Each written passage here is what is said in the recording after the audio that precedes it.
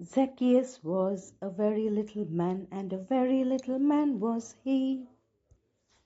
Hey everyone, இன்னைக்கு we are going to discuss about the story of Zacchaeus. இது பைபிளில் வர ஒரு ரொம்ப ஃபேமஸான ஸ்டோரி. பைபிளில் லூக் 19ல் இதை பற்றி பேசியிருக்காங்க. Zacchaeus ஒரு வெல்தியான tax collector and he was a very puny man. In those days, இந்த டாக்ஸ் கலெக்டர்ஸ்லாம் வந்து ரொம்ப இன்ஃபேமஸான பீப்புள். லைக் ரொம்ப அடாவடி அடிப்பாங்க, நிறைய டாக்ஸ் ஜனங்க கிட்டேருந்து கலெக்ட் பண்ணுவாங்க.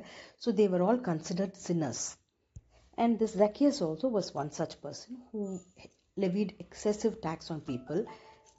இப்படி போயிட்டு இருக்கும்போது Zacchaeusக்கு ஜீசஸ் கிரைஸ்ட் பற்றி நிறைய தெரிய வருது.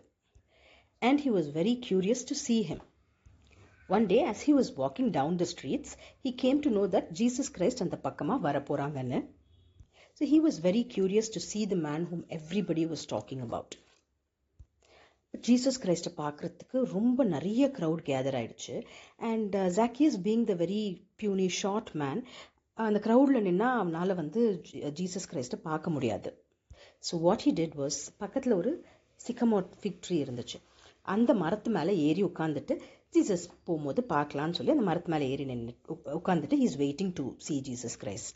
And Jesus அந்த மரத்தை கிராஸ் பண்ணும்போது he looks into the tree and says, Zacchaeus, will you please come down, for I'm coming to your house for tea அப்படின்னு ஜீசஸ் கிரைஸ்ட் சொல்றாரு. Now the entire crowd is shocked and Zacchaeus is just surprised. ஏன்னா எல்லாரும் பொறுத்த வரைக்கும் Zacchaeus வந்து ஒரு சின்னர்.